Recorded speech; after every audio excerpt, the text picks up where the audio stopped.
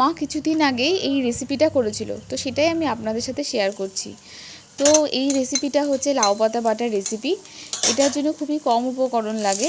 সেটা হচ্ছে প্রথমে লাগবে কচি লাউয়ের পাতা আর শুকনো লঙ্কা আর রসুন আর পেঁয়াজ। আমরা বাড়িতে এটাকে এভাবে করে খাই।